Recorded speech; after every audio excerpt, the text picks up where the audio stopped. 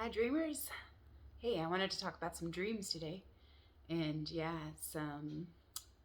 share a couple dreams that I've had this week and that really had some potent messages for me.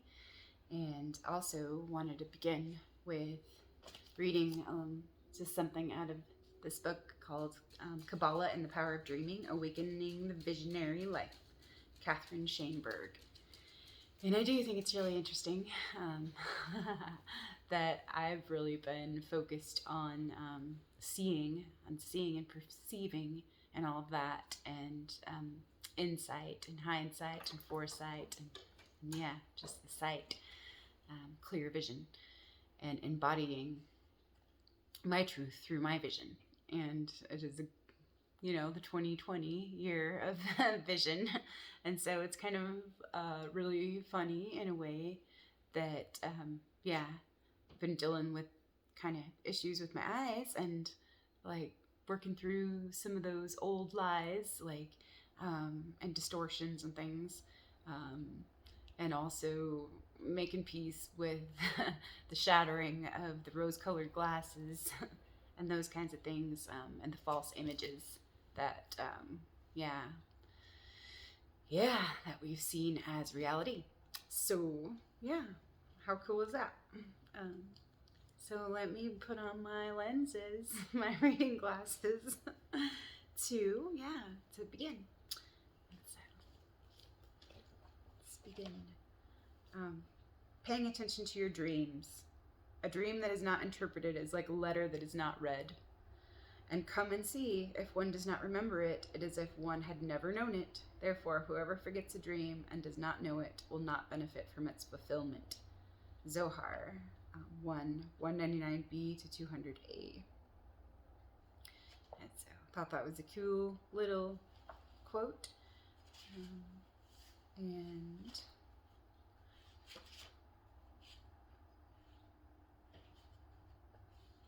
paying attention. The inner world. This is page 27 from the chapter of pattern and perception. So the inner world, we have talked about perception insofar as it reflects the outer world. Let's look more closely now at what we mean by perception of the inner world. As reflected in is the inner world as reflected in the perceptual mirror a picture of our inside body? In other words, are we simply perceiving messages from inner physical stimuli? Or is the inner world an entity existing beyond the body? As adults, we don't question our ability to apprehend the outer world, for in the process of growing up, we had to learn to distinguish shapes, colors, sounds, smells, and all the other clues that our senses naturally register and which come so easily to us now. As infants, we knew naturally only how to dream, and in the process of growing from infancy to adulthood, we were pulled out of ourselves by exterior stimuli. Thus, as adults, we must be retrained to once again focus inward. Perceiving the inner world requires a movement opposite to what we are most used to. Therefore, it is necessary that we work consciously at the task of doing it. When we turn inward, what do we gaze at? Not form and pattern, but an empty space. Remember, since the inner world is the reverse of the outer world, it takes us only a moment to pause from attending to the patterning of the outside world to allow us to perceive the inner world. I will point out here that although we are looking inward, we are not looking into the body. That is a different and localized form of seeing described in chapter 6. What we want to contemplate instead is a non-locality, an insubstantial, intangible inside space. Instead of grasping for form and pattern, we tap into this empty space by the simple maneuver of looking in. Our active seeing brings light into the darkness, and in that light we are gifted as if by magic with an unexpected play of configurations within the emptiness. It is as if, on stretching our index finger to touch a blank wall, suddenly hitherto invisible letters pop forth. But try to fix them on the wall, and they will just as quickly shift into another shape or vanish out of sight. In the inner world of a healthy individual, pattern doesn't imprison. Instead, it joyfully engages us in meaningful play, the meaningful play of the imagination. But what then is imagination? Because its nature is so elusive, we can't pin it down to even an approximate definition. We have postulated that it is the unknowable dialoguing with the known. Certainly, imagination lives as if behind a veil, its power hidden in an impenetrable but pregnant ether. Is gazing on an empty space of the inner world our way in, our tunnel to an actual other world? Is dreaming a place, a reality we can visit? Is it our Avalon behind the mists? Can we pull off the trick of turning an octopus inside out by bringing real dreaming reality into our normal conscious reality? You will discover as you continue reading this book that all these things are possible. Meanwhile, to return to our original question concerning inner perception, we want to point out that when our perception is turned inward, it has no other function than to allow us to see.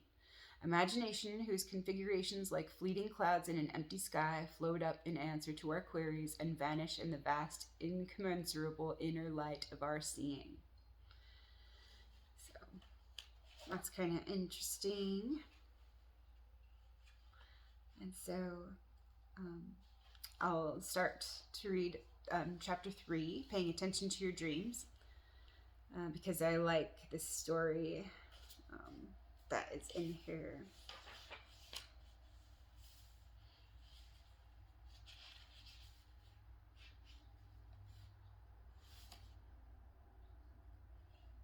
So let's see where to begin.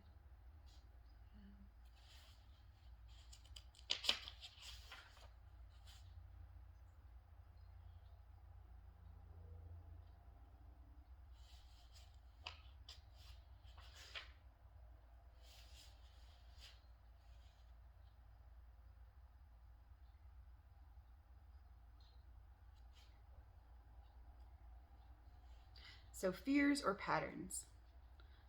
All of us, like the great wizard Merlin, are born with the power to see beneath surface appearances. Our nightmares, disruptive and violent, also teach us that none of us are completely safe from the dangers that come with having this gift. Instead of fearing and ignoring it, how can we handle such power? How can we learn to see in comparative safety? But before that, what does seeing really mean? As we have said in chapter 1, everything depends on pattern and the affinities that lie beneath pattern. Where interaction exists, there is a pattern. Pattern is the manifest form of relationships. For instance, the relationship of a river to its rocky bed may create eddies and vortexes. For the traveler attempting to cross the river, these eddies and vortexes are dangers he fears. That night, the same eddies and vortexes may appear in his dream as vicious serpents that coil around his legs to pull him down to the green depths below. But for the local boatman who has run the river all of his life, these eddies and vortexes do not appear as serpents, but as indicators he can use to enable his journey. Because of his experience in observing the eddies, he can read their pattern, which shows him how the current is affected by underwater obstructions and how deep these obstructions might lie. Imagine you have a nightmare in which an intruder breaks into your house. This is a frightening event, so frightening that you wake up screaming. But now, like the boatman, take another look at this frightening image, for experience has taught you how to read its pattern. You have learned to recognize how important parts of yourself are behind it. In this case, the image of an intruder is energized by a part of yourself you have held back until it has been forced to use violent methods.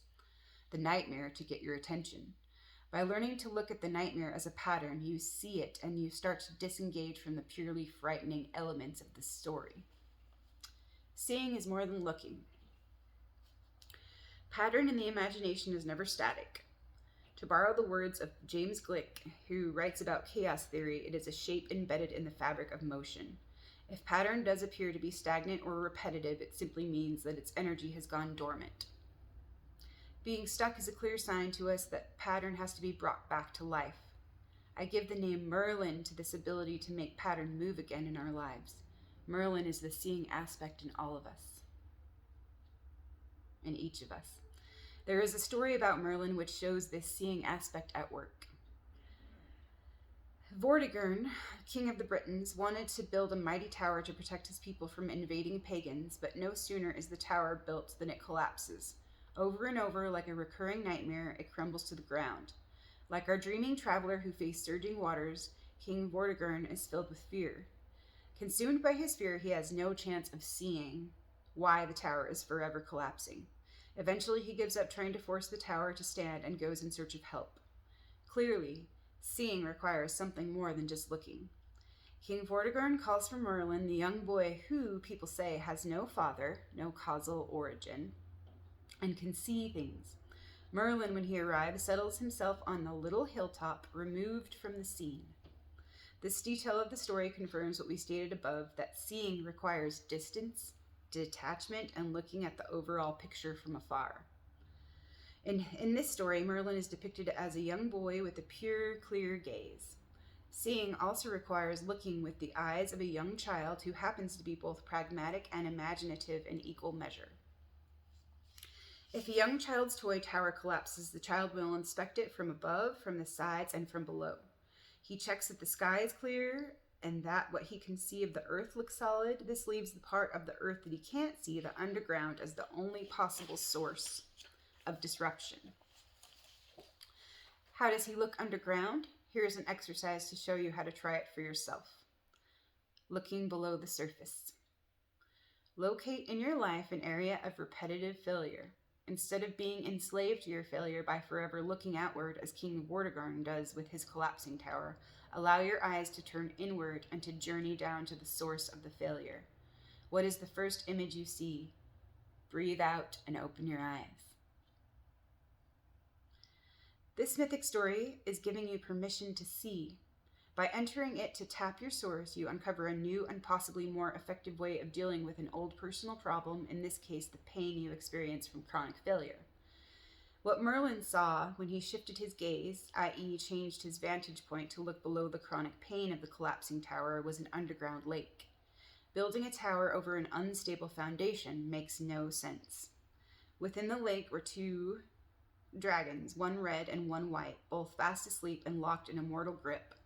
What more graphic image of a hidden, conflicting emotions could there be than these two grappling opposites imprisoned in the unstable, earthbound pool of our subconscious? King Vortigern wisely decided to stop building his tower and instead contemplated the pattern that the tower's collapse was showing him. Seeing is not analyzing. The story continues. It describes how, as King Vortigern watches and is truly able to see, having learnt to do this from Merlin, the dragons wake up. Seeing, the story implies, is active, or should I say interactive. The relationship of seeing to the pattern has changed the pattern. Awakened by Merlin's and Vortigern's seeing, the dragons rise in the sky. What had been suppressed finally comes to pass, and the dragons fight a battle to the death. Eventually, the red dragon falls, leaving the white dragon as victor. The conflicting emotions brought to the surface and given space to do battle by the act of seeing have come to resolution. The best dragon wins. King Vortigern, leaving his tower unfinished, returns home a chastened and more real human being.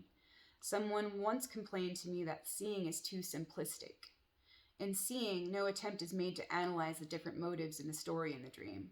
However, as far as we know, the tower is not a symbol of some inner phallic repression or royal ambition. The true dragons in their battle are not your mother and father. The story is not a myth or an allegory. Seeing does not require us to do this work.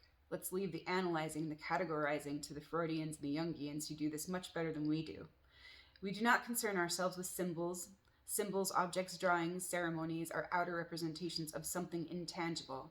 Intangible, that is, to all but our Merlin, our seeing aspect. Which is the sacred within all of us. The act of seeing returns us to the sacred. In life, the sacred demands from us that we respect what our inner senses tell us. Believe your own eyes. Seeing is simple. It is the innocent looking of a childlike consciousness, free from fears and preconceived ideas. So put away your dream dictionaries, your encyclopedias of symbols, your nomenclatures of archetypes. Just watch the pattern unfold as you dream. It tells you far better than any explanation originating outside of yourself what is happening within you. Granted, it does this in often fearful, awesome, but truly beautiful ways that speak to you directly about your emotions, your power, and your hidden vitality. Remember that each part of the pattern, each part of the dream is a part of yourself. And because myth and legend are also dream, the king, Merlin, the tower, the lake, the dragons are also aspects of yourself interacting together. How these different aspects of yourself weave themselves into a grand tapestry for your seeing will always be more meaningful, more vital, more real than any theory found in any book. Stay simple and watch what your pattern is showing you. So dreams are our primary way of seeing because they occur at night when we are turned inward. Thus, they are available to inner perception. This is the time when we are completely relaxed and unguarded. Our eyes are closed, our posture supine. Night dreams are our most direct route to seeing, but at this point in the game, what we are confronted with at night may not be very pleasant. Nightmares are the first violent ring of the alarm bell. When nothing else has been able to make us pay attention, they are the last resort of our inner world. Our night bullies attacking us to shock us into awareness. They flaunt our fears and angers in our face exactly as a neglected child flaunts bad behavior in front of his parents. If we persist in neglecting our night child, he will become chronically bad, a repeat offender. Check back. Do you have recurring dreams? Do you periodically dream that you miss your train, come unprepared for an exam or a speech, are lost, can't find your house, your car, lose your bag, are approached by a silent tramp, have your house broken into by an intruder, by a veiled figure, are beaten or handcuffed by two bullies? There are always two, representing duality. Are faced with dirty toilets, seeping sewage and feces, bloodied meat, etc. These are not very pretty images, but they are your dreams. Are you going to disown them because you don't like their smell or the way they look? If you were to do that in your everyday world, your home and life would quickly become a mess. What do all of these dreams have in common? They are violent, oppressive, claustrophobic, dangerous, confusing, upsetting, disturbing, surrealistic, lonely, or simply too busy. Their colors are dark, dull, dirty, mixed, ranging from black and inflamed, red to khaki and muddy, or they are artificial acid greens, intense yellows, glaring whites, blinding like neons or headlights. Let me reassure you immediately, dreaming can be much more fun than this, but to each task its time. Your task now is to face yourself. This is your greatest challenge. Will you be like the evil stepmother who looks into the mirror and expects to be told she is the most beautiful one of all? Or are you prepared to accept the truth? Can you make use of the mirror of your night dreams to show you your inner landscape, however unpleasant that might be? Knowing that seeing has its own safety net and interacts with the dreams to shift and change their content, agree now to concentrate on your main task, remembering your dreams. So,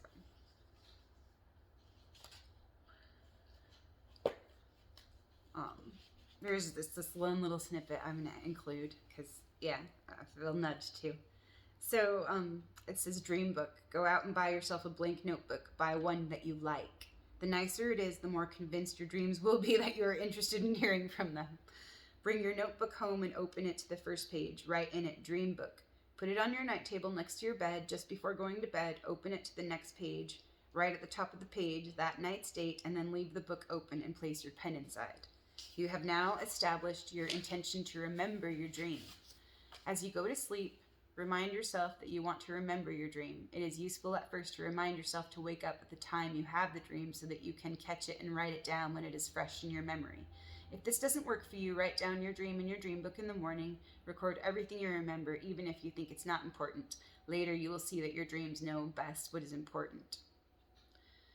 If you are going to write down a dream when you wake up in the morning, it is essential that you give yourself a little time to do so before jumping out of bed. Relax into the same posture as when you were dreaming. This helps to stimulate your recall.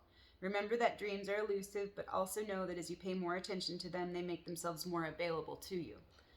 Perseverance is very important at this stage, as is having someone to tell your dreams to.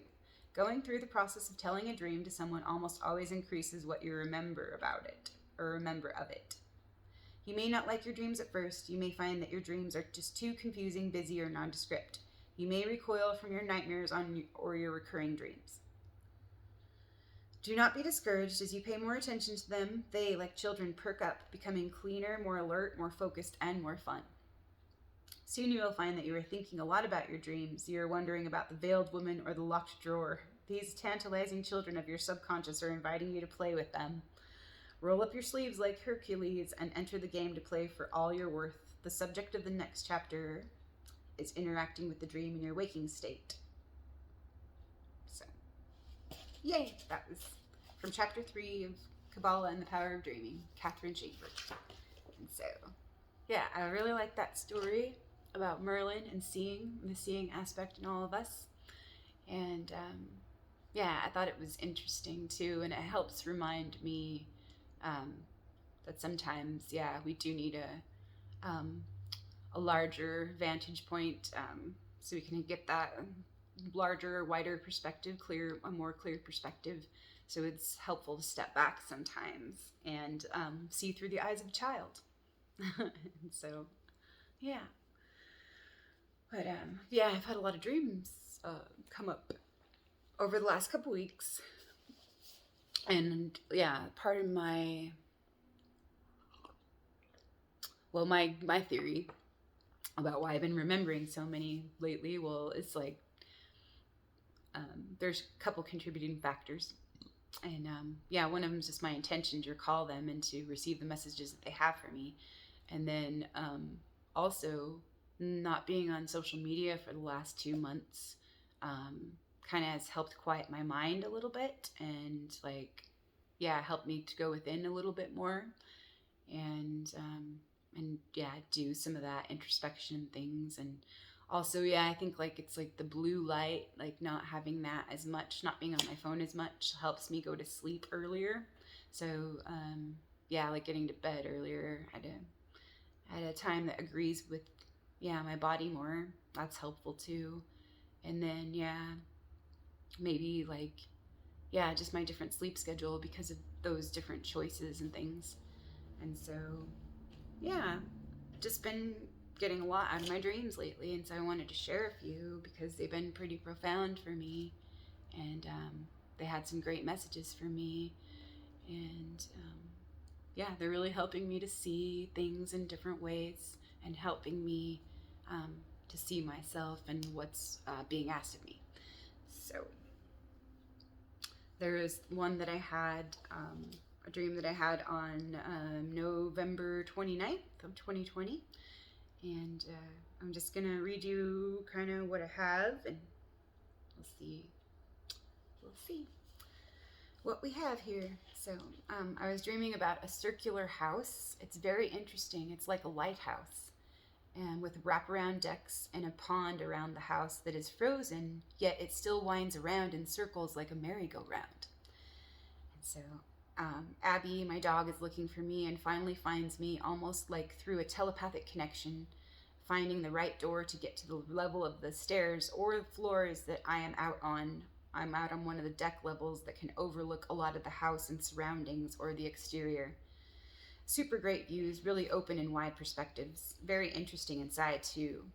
It's decorated eccentrically or eclectically. Lots of symbols and styles that are synthesized, but I've made it mine.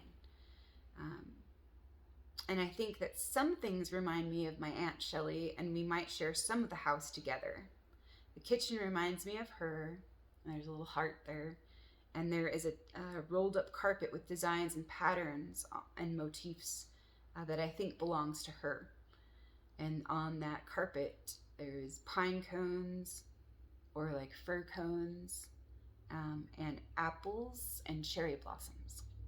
And it was like green and like, yeah, like had a green type of border around it. And yeah, it was interesting stylized.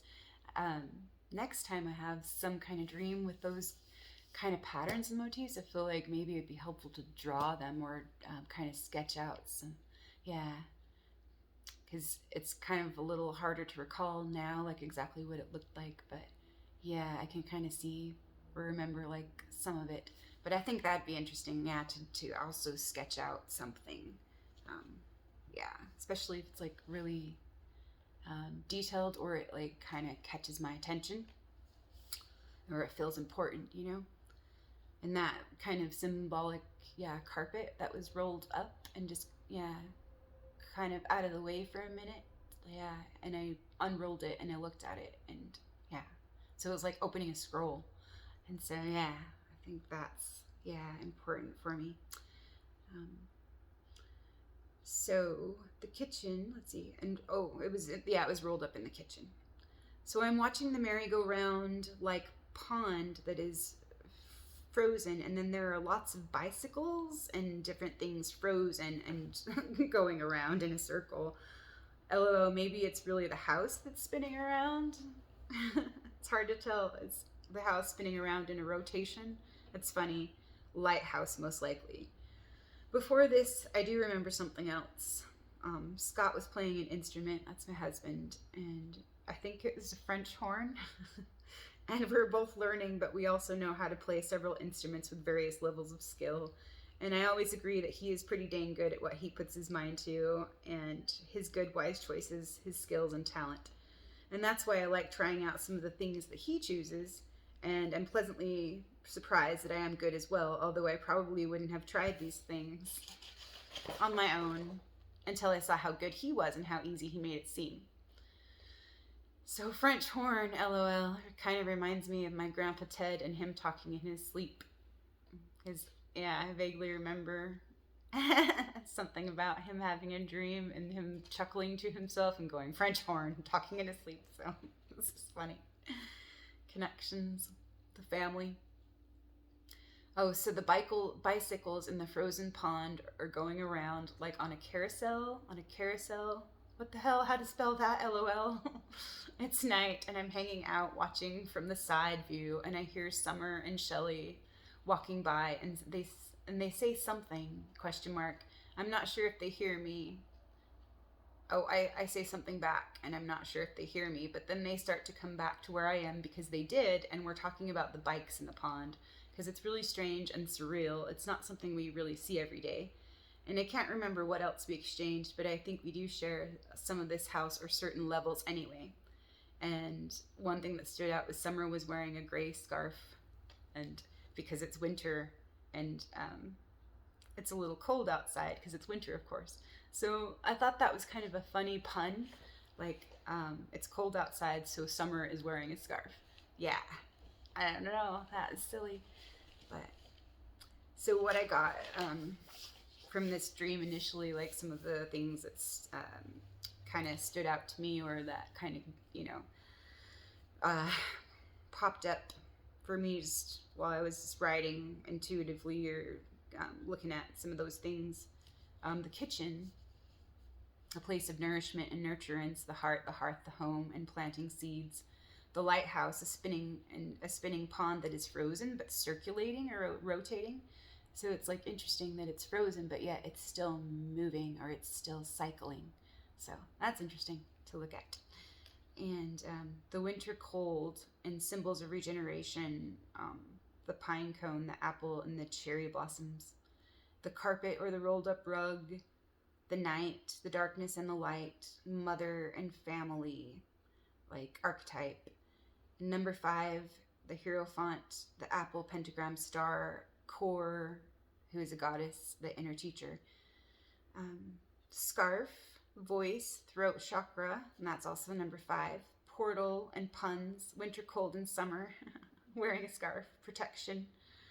Walking outside, views and wider, clearer perspectives, promises of springtime, time to nurture and go rest, look within, and exchanges and communication, sharing different paths we take, all walking each other home. We're learning instruments and appreciating gifts we have to develop, offer, and cultivate. The merry-go-round and the carousel, spells, LOL. A vehicle, a zodiac wheel, bicycles, 2 wheels, internal and external worlds, relationships, partnerships, and experiences. And so, yeah, I thought that was super interesting, and I shared that with my Aunt Shelley on the phone the other night. And yeah, she actually, offered her own insights on it as well, and I appreciated that. And then about 2 days ago or 3 days ago, I was laying down in my bed just in the middle of the afternoon, just taking a little rest, just to rest my eyes. And when I opened them, my eyes kind of floated to this book that was on my bookshelf next to my bed called I Had It All the Time. And the page that I flipped open to actually related. And maybe you'll be able to see why. So it's I Had It All the Time by Alan Cohen. Psychic cryogenics.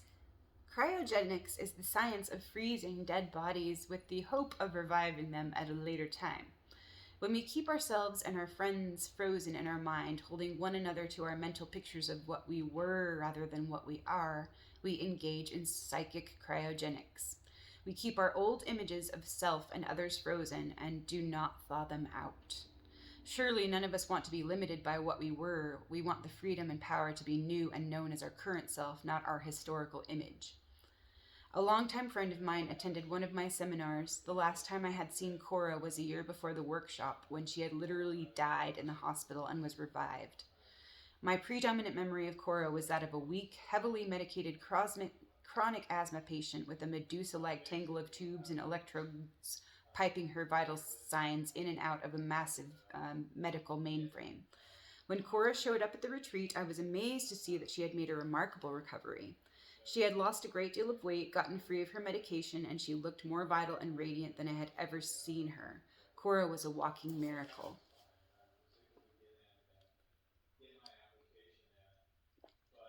Our retreat included a hike up a mountain. When we arrived at the trailhead, I became concerned about Cora. Images of her asthma machines, medications, and mortifications came to mind. I remembered seeing her labor just to walk from her living room couch to the bathroom. I worried that this moderately steep hike would be too much for her. Not wanting to single Cora out, I diplomatically announced to the group that anyone who felt the climb was too rigorous could take an easier walk around a lake at the base of the mountain. To my surprise, no one chose the lighter hike, including Cora. Instead, Cora began to lead the group up the mountain. This is amazing, I thought, as the middle-aged woman said a rigorous clip. I hustled to second place in the line of hikers right behind Cora, thinking that I could support her if she got winded. But she didn't get winded, and she didn't even look tired. Cora kept the same dynamic pace until we reached our destination after half an hour of trekking. I kept looking at Cora in disbelief. Was this the same woman whose doctors had not long ago advised her immediate family to call her relatives to come and say their goodbyes? No, it was not the same woman. The sick woman I remembered had died and been resurrected as healthy. It was only in my thoughts that I maintained the image of an ill Cora. I was trying to stuff a new and expanded being into a tiny box to which I had consigned her in my mind. Walking down the hill, still trying to keep up with Cora, I realized that I had just seen a most profound model of the way that we keep each other bound to our past and can liberate ourselves to be entirely new in the present. We must be open to seeing new and being new. Otherwise, we freeze our friends and ourselves as we were, and we die to the new life of the moment. And so I kind of,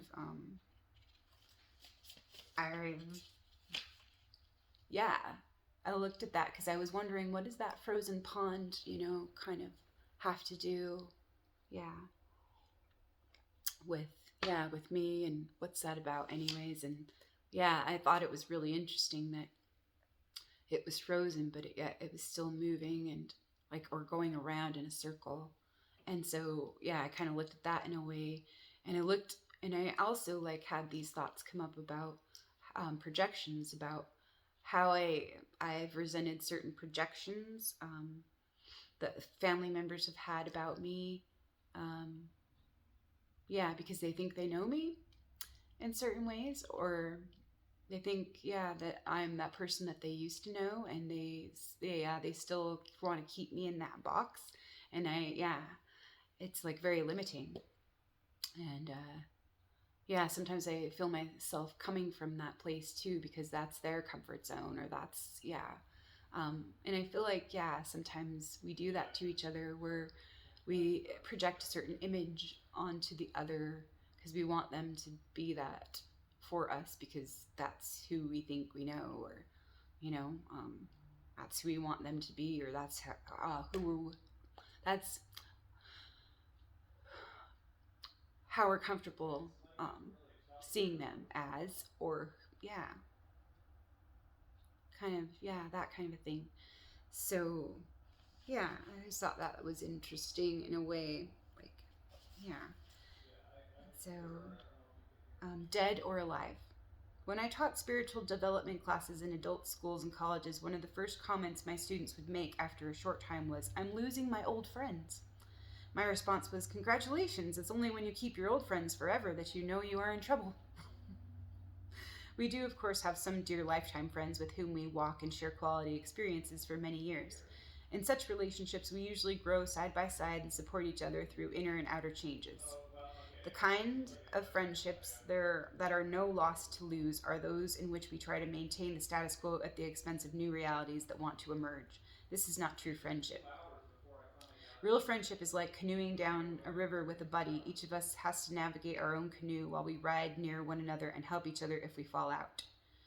Frozen relationship, on the other hand, is like two people anxiously clinging to the shore out of fear of the journey. Thinking further about Korra's resurrection, I realized that if unchecked, psychic cryogenics leads to spiritual necrophilia. Necrophilia is a sexual perversion in which someone has sex with corpses. While this image is downright repulsive to most people, although you may argue that in your marriage you have been making love to a corpse for years, it is an appropriate metaphor. To engage in any way with the dead past is a form of necrophilia. From the ego's point of view, the motto of which is maintain the known at all costs, even if the known stinks. Such behavior is sound. The past is familiar and seems safer than launching out to deal with real life, which requires risk to navigate.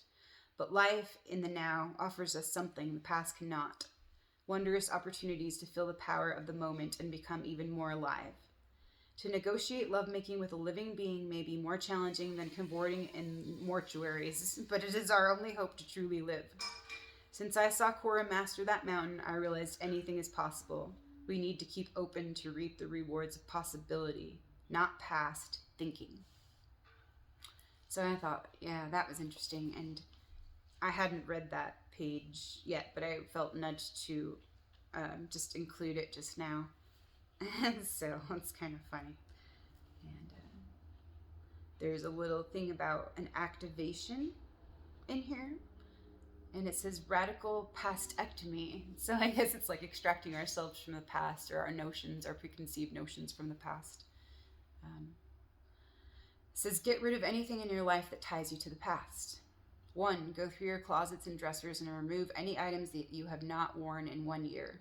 Give them away, sell them, or throw them away. 2. Go through your papers, cards, letters, books, photos, and gifts and discard everything that does not empower you in the present moment. Hold the object in your hand and feel the energy it evokes within you. If it brings you happiness, keep it. If it does not, if it does nothing or it depletes your energy, get rid of it. Let everything in your personal environment strengthen you to be the highest self you can envision. Make a written list of your relationships, noting any relationships that are built on who you were rather than who you are. Do certain friendships draw you into an old way of life that you are no longer living? After you have noted them, lovingly release them. Wow, that's pretty cool, actually. Because in my video that I did earlier today, I had been writing something about wanting to cut the cord, like from those old relationships, and feeling the need to die to something or to let something die. And I also, had expressed to my husband and to my aunt that I was confiding in that, I'm kind of just ready to let certain relationships die, and then maybe later they can be resurrected. Speaking about old relationships that no longer serve, or that don't honor me, or that don't allow me or my fullness to be. And so, I feel like that is a loving choice and an opportunity. And it also reminds me of a quote by Clarissa Pinkola Estes, where something about there are all sorts of endings, beginnings in a single relationship, but all kinds of deaths and rebirths and deaths and rebirths. It's like the life, death, life cycle. And so acknowledging that, and in that dream that it just shared with the frozen pond, which that's interesting because it's winter, and winter is that's symbolic of the time of the end of the growing cycle and death, but then the promise of springtime, and those symbols of regeneration, and the carpet's just rolled up for now. And so that was pretty cool and interesting to look at there. So uh, as you can see, like there's some potent messages in these dreams, and they're really there to help guide me and confirm some things that I already know to be true or that I feel within me. So that's pretty freaking awesome. And so the next dream that I had on November 30th. So I'm setting up an art booth at a fair or an outdoor market, or it's like some kind of arts festival. It's fall or and winter, the current season, and I'm arranging a booth or an art exhibit of some kind. And there are little open type cubbies or sections that each have their own style and story or theme. Maybe these represent different relationships in my life or different parts of me. And they have their own messages to see. And I'm putting up a pair of reading glasses at each station so that the viewers will be assisted in seeing with clear sight and clarity.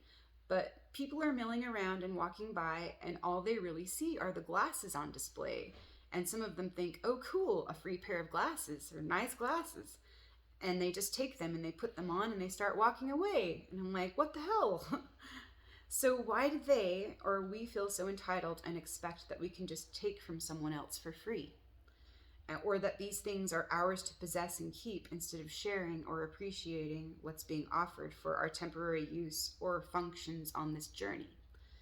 And so I'm going up to these people one by one and putting my hand out and reclaiming my glasses to put them back where they belong. Those aren't for keeping, only for borrowing for seeing, or only borrowed for seeing, or for borrowing and viewing the artwork exhibit temporarily. Funny, I'm a bit frustrated by these peeps, or with them. And so, peeps. And so, because they're so entitled or clueless and a little bit greedy or seedy, lol, sigh. Not working out so well because everyone has the idea that what they see on display is theirs to take and make their own, somehow without realizing or taking the time to understand or appreciate or see what they are actually for. It's kind of thoughtless or just autopilot. And then I see a friend and she asks me how I'm doing. How am I doing? And I feel frustrated with how this show is playing out and what other people are choosing without considering something else or something more than they are able to. And she seems concerned and sympathetic, but making excuses for the others' behavior and their ignorance and their blindness.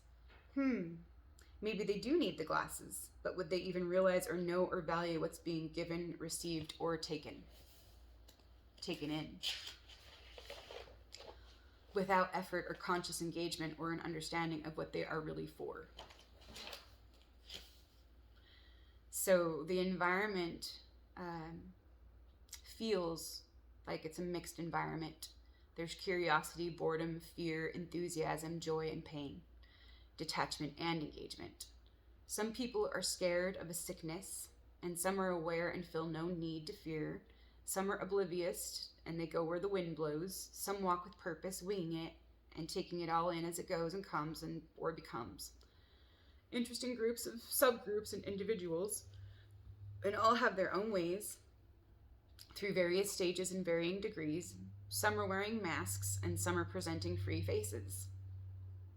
I feel wary of those who are very afraid and anxious. I feel in a way that they're the most dangerous to me. They're unstable and unpredictable, like a time bomb that could disintegrate at any moment or explode into an unconscious rage.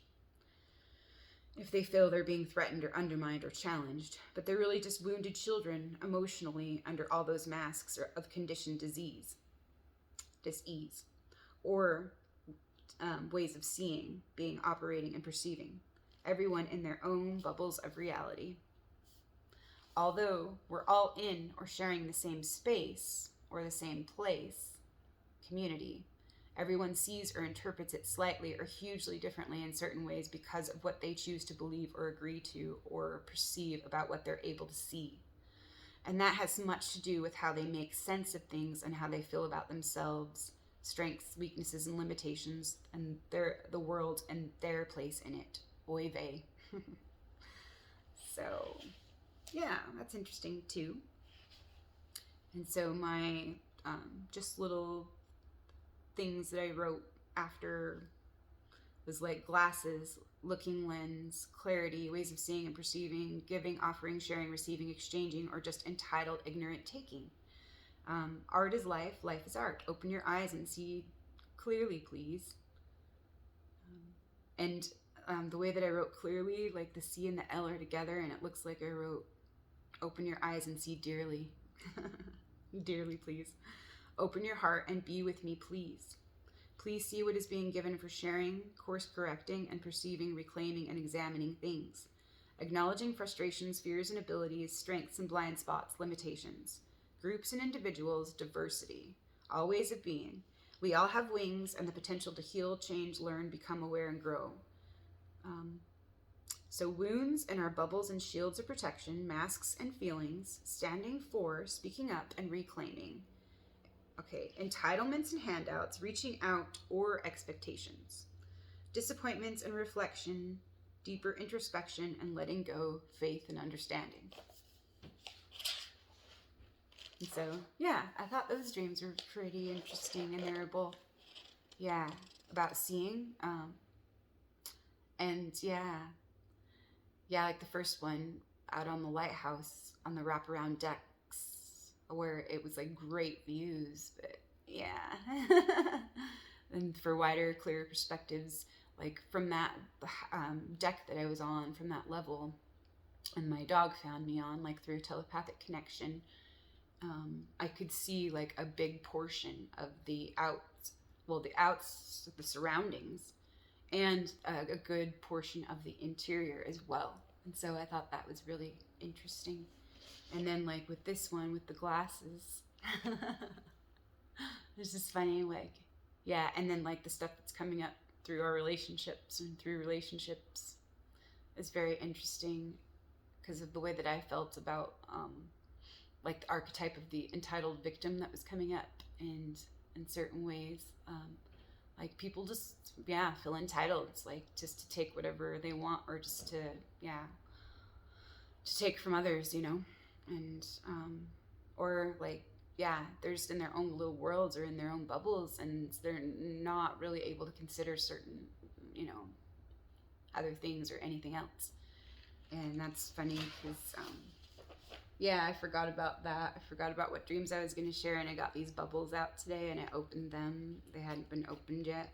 And I was going to, say something about bubbles and our own bubbles of reality. And, so I just like little symbols like this that, remind me to play and stuff, and remind me of the symbolism of the bubble. And there's something fun about a bubble in our own bubbles of reality where we're not really seeing things as they are, we're seeing things as we are, and we're all in our own little bubbles, so it reflects back to us like our own selves, and then sometimes the bubble pops, and then we see things as they really are, and sometimes that shatters our reality.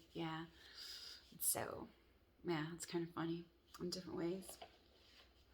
And there's another dream that I had, it was yesterday,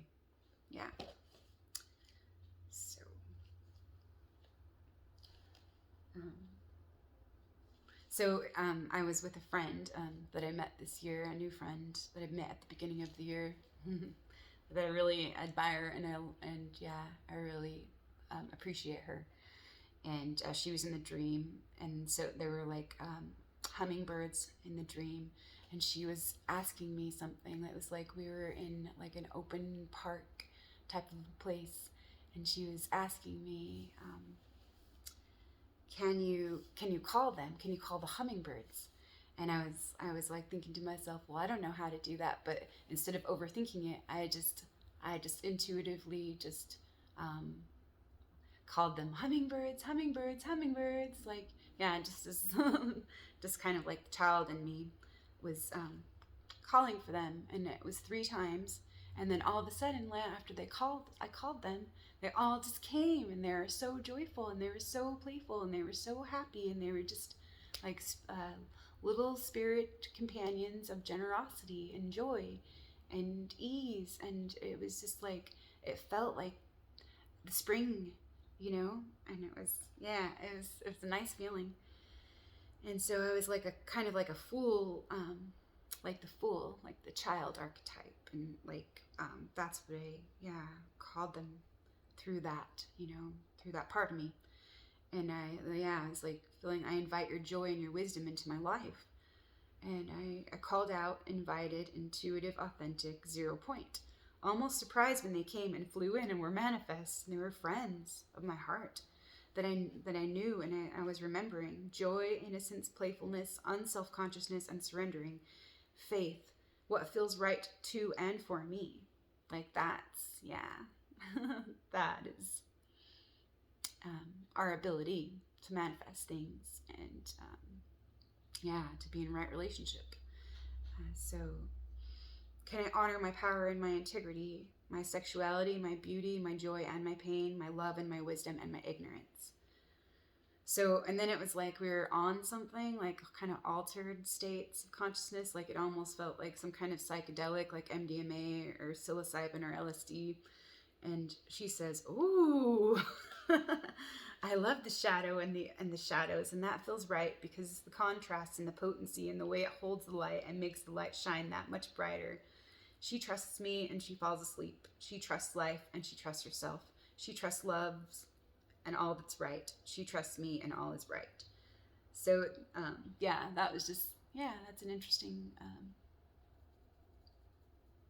yeah, like, ooh, like falling in love with, like, yeah, that, because it's part of the same thing and it brings out, like, yeah, all of that. And then it's like we're working in a nursing home or a care home, working out details, duties, and a schedule and responsibilities. So it's like this is like a next like phase or stage of the dream, or some kind of continuing thing, but it's like total different scene. So working with a team, several females and males, diversity and inclusivity. There's one black male that stands out in this dream. Is he symbolic of a pattern, archetype, or dynamic at play? He's fascinated by me. Is this a test of my feminine power and sensuality and the dissolving of old programming, the old sex kitten programming, and the victim or the damsel in distress or the horror programming? Using wiles to get what I need, or honoring my assets and power, resources, and accountability. There is so much potency in this dream. And then there's another dream that I had, or that's like right beneath. It is like another scene, maybe. I'm not sure. Maybe it was like during the night. And I just remembered all this stuff in the morning. And then it was at like the new scene. It was at an old house that I lived in before this house.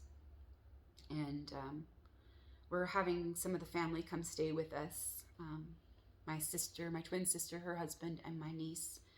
And my little niece is going to go to sleep but wants company or nurturing while she settles down. And I'm not sure exactly, but I think she needs some extra attention and care, some extra like special parenting for my inner child: unconditional love, acceptance and presence, fertile dark, and rest. Take care of myself, give myself some nurturing and attention, give myself a break, rest, refresh, nourish and appreciate, let go and be with me, holding love and space for all of me.